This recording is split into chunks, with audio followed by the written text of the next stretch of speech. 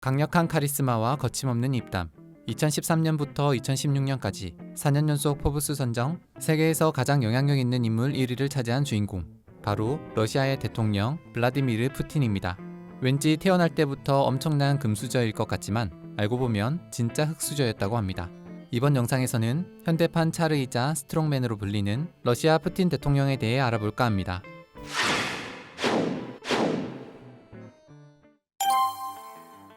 1952년 10월 7일 소련 레닌그라드에 쥐들이 득실되는 낡고 허름한 공동주택에서 한 사내 아이가 태어납니다. 이 아이가 바로 훗날 러시아의 막강한 지도자가 될 블라디미르 푸틴입니다. 아버지 블라디미르 스피리도노비치 푸틴은 해군 수병 출신으로 레닌그라드 포위전 당시 중상을 입은 상위 군인이며 어머니 마리아 이바노프나는 친정 식구들 대다수가 전쟁통에 사망하거나 실종되는 아픔을 겪었다고 합니다. 사실 푸틴 위로는 형이 둘이나 있었는데 첫째 형은 어릴 때 일찍 사망했으며 둘째 형 역시 어린 나이에 레닌그라드 봉쇄 중 목숨을 잃게 됐다고 합니다. 레닌그라드는 2차 세계대전 중 나치 독일에 의해 도시가 무려 900일이나 봉쇄된 사건이 있었습니다. 당시 군인이었던 푸틴의 아버지는 자신에게 배급된 식량을 몰래 빼돌려 굶고 있던 어린 아들에게 먹였다고 합니다. 하지만 그것이 발각돼 3살밖에 안 된 둘째 아이를 강제로 고아원에 수용시켜야 했고 결국 둘째는 병에 걸려 사망하고 말았다는 것입니다. 군대의 전투력 유지를 위해 장병들에게 배급한 식량을 민간인에게 먹였다는 것이 그 이유였습니다. 아들의 죽음에 충격을 받은 푸틴의 어머니는 쓰러진 뒤 사망자로 처리돼 시신처리장으로 옮겨지게 되는데 이를 본 아버지는 아직 살아있다며 몸을 던져 막았고 어머니는 기적적으로 죽음을 면했다고 합니다. 그렇게 두 아들을 연달아 잃고 폐인이 되다시피 살던 부부가 40이 넘어 얻게 된 귀한 아이가 바로 푸틴이라고 합니다. 하지만 그렇게 힘들게 얻은 아이 푸틴은 어렸을 때부터 늘 자신보다 덩치가 크고 힘이 센 아이들과 싸우고 다니는 동네에서 유명한 말썽꾼이었다고 합니다. 1960년 레닌그라드에 있는 193번 초등학교에 입학한 푸틴. 하지만 학교에 들어간 후에도 늘 숙제는 나 몰라라 하고 칠판 지우개를 친구에게 집어던지고 수업 중에도 큰 소리로 노래를 부르는 등 늘 주변으로부터 손가락질 받는 문제아였다고 합니다. 게다가 초등학교 시절부터 또래 불량 학생들과 어울리며 온갖 사고란 사고는 다 치고 다녀 부모의 속을 엄청나게 썩였습니다. 하지만 부모님은 이런 푸틴을 포기하지 않고 아들이 바른 길로 갈 수 있도록 엄청나게 애를 썼는데 다행히 초등학교 고학년 무렵부터는 푸틴도 정신을 차리고 모범생으로 거듭났다고 합니다. 어린 시절 영화에서 보던 첩보원들의 모습에 반해 스파이가 되고 싶었던 푸틴은 10대 중반부터는 1920년대 러시아군의 호신술에서 발전한 무술인 삼보와 유도 등 여러가지 운동을 배우기 시작합니다.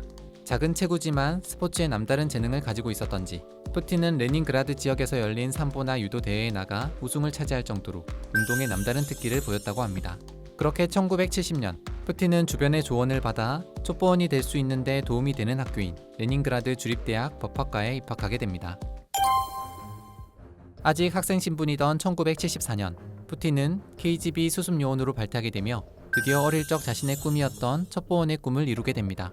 그렇게 1985년 여름 대학에서 배운 덕분에 독일어에 능통했던 푸틴은 통역관이라는 위장 신분으로 구동독에 잠입하여 핵심 인사 포섭과 군사 기밀 등을 수집하는 임무를 수행하게 됩니다. 이렇게 스파이로 독일에 간 것이 푸틴에게 있어선 최초의 해외 방문이었는데 1985년부터 독일이 통일되던 1990년까지 푸틴은 KGB 요원으로 독일 생활을 하게 됩니다. 참고로 지금도 푸틴이 걷고 있는 모습을 보면 오른손이 어디가 불편한가 싶을 정도로 몸에 밀착해 거의 움직이지 않는 모습을 보이는데 이건 KGB 사복 요원들이 언제든지 총을 꺼내 쏠 수 있도록 훈련받은 덕분이라고 합니다. 한편 그 무렵 푸틴은 개인적으로도 신상에 큰 변화를 맞이하게 됩니다. 바로 친구의 소개로 항공사 승무원이었던 류드밀라 푸티나를 만나게 된 것입니다. 3년 정도의 연애 기간을 거쳐 1983년 7월 28일 푸틴과 류드밀라는 결혼식을 올렸습니다. 그리고 1985년 독일로 떠나기 전 첫 딸 마리아를 얻고 독일에서 둘째 딸 카테리나를 얻게 됩니다. 과거 KGB로 일했던 푸틴은 자신의 사생활이나 가족에 대한 취재를 일절 차단해 온 것으로 아주 유명한데 오죽하면 국가 기밀보다 취재하기 힘든 것이 푸틴 가족이라는 말이 있을 정도라고 합니다. 실제로 그의 두 딸 역시 가짜 신분으로 위장해 학교를 다녔습니다. 그러다 2013년 6월 푸틴은 30년에 가까웠던 아내 류드밀라와의 결혼 생활을 정리하게 됩니다. 이후 자신보다 31살이나 어린 러시아의 전설적인 리듬체조 선수 2004년 아테나 올림픽 리듬체조 금메달리스트 알리나 카바예바와 교제 중에 있습니다. 카바에바는 푸틴과 사귀고 있는 덕분에 2014년부터 NMG라는 미디어 기업의 회장을 맡아 연봉을 무려 114억 원이나 받고 있다고 알려져 있으며 이미 둘 사이에 아들이 하나니 둘이니 끊임없이 루머가 돌고 있지만 두 사람은 그건 모르는 일이라며 딱 잡아떼고 있는 중이라고 합니다.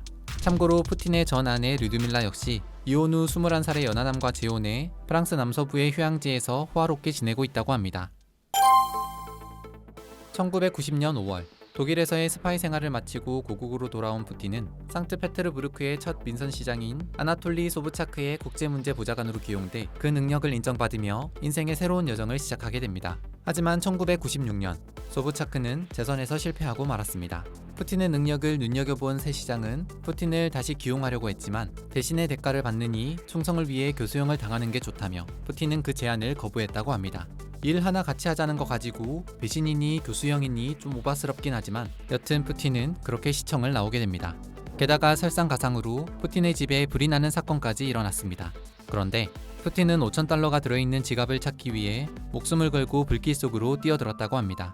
당시 러시아는 공기업 민영화로 벼락부자가 등장하고 부정부패가 판을 치던 시기였는데 푸틴은 고작 550만원 때문에 목숨을 걸었다는 사실이 알려지며 오히려 청렴한 이미지가 부각돼 인지도가 급상승하게 됩니다. 이후 푸틴은 옐친 대통령의 대통령재산관리부 2인자로 기용되며 승승장구하게 되었습니다. 그리고 1998년 7월엔 KGB의 후신인 연방정보국 FSB의 수장에까지 오르게 됩니다. 1999년 8월 9일 옐친은 푸틴을 부총리 겸 총리 대행으로 임명하며 푸틴을 자신의 후계자라고 밝힙니다. 사실 옐친과 푸틴 간에는 모종의 거래가 있었는데 옐친은 대통령에서 물러난 후 부정부패와 무능으로 인해 감옥행이 불보듯 뻔한 일이었다고 합니다. 옐친은 자신의 후위를 푸틴에게 요구했고 푸틴이 이를 받아들이며 옐친의 공식 후계자가 된 것이라고 합니다. 그렇게 세기 말인 1999년 12월 31일 옐친은 결국 사임을 발표했고 총리 대행이었던 푸틴이 대통령 대행으로 임명됩니다. 그리고 그 다음 해에 있었던 대선에서 승리함으로써 푸틴은 드디어 러시아의 대통령이 되었습니다. 이후 2004년 재선에 성공한 후 3번 연속 대통령이 될 수 없다는 러시아 헌법에 따라 당시 부총리였던 드미트리 메드베데프를 꼭두각시 대통령으로 자리에 앉힌 뒤 자신은 총리로 실권을 장악하다 2012년 다시 한번 대권에 도전. 64%의 지지를 받아 대통령의 자리에 오르게 됩니다. 그리고 2018년 다시 76%의 지지를 받아 2024년까지 재임이 확정된 상황에서 지난 2020년 7월 푸틴은 선거법을 개정하는 개헌안 투표를 실시하게 되는데 앞으로도 자신이 계속 대선에 출마할 수 있도록 법을 바꿔버린 것입니다. 그러니까 한마디로 푸틴은 이제 마음만 먹으면 앞으로 죽을 때까지 종신 대통령이 될 수 있게 됩니다. 지난 2000년 대통령이 된 후 사실상 20년이 넘게 러시아를 통치하며 그야말로 정권을 휘두르던 푸틴. 공식적으로 알려진 그의 재산은 약 74.32제곱미터 규모의 아파트와 구소련 시대에 생산된 자동차 2대, 오프로드 트럭 1대, 자동차 트레일러 등뿐이지만 사실 그의 재산은 가늠하기가 힘들 정도라고 합니다. 러시아의 한 투자자는 CNN과의 인터뷰에서 푸틴의 재산은 차명 재산을 포함해 약 2천억 달러, 우리 돈으로 213조 원 정도로 제프 베이조스와 빌 게이츠의 재산을 합친 것보다 더 많다고 합니다.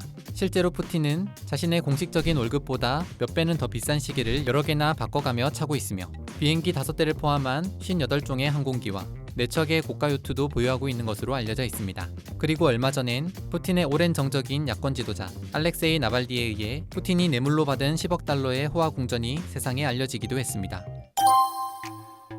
푸틴은 놀랍게도 여전히 많은 러시아 국민들로부터 높은 지지를 받고 있습니다.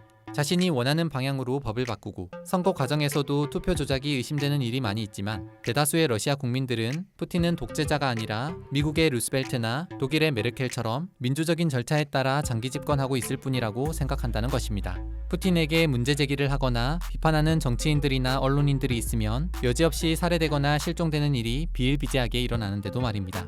이는 러시아 국민들이 푸틴 집권 이후부터 경제가 살아났다고 믿고 있기 때문이라고 합니다. 물론 이 부분에 있어서도 전문가들의 의견은 엇갈리지만 대다수의 러시아 국민들은 푸틴이 경제를 살리고 직어강이라는 별명이 붙을 정도로 미국이나 유럽 등 강대국들에게도 굽히지 않는 모습이 오히려 크게 어필을 하고 있다는 것입니다. 하지만 푸틴의 장기 집권으로 러시아의 민주주의가 퇴보하고 있다는 것은 엄연한 사실. 훗날 역사는 그를 어떻게 평가할 것인지.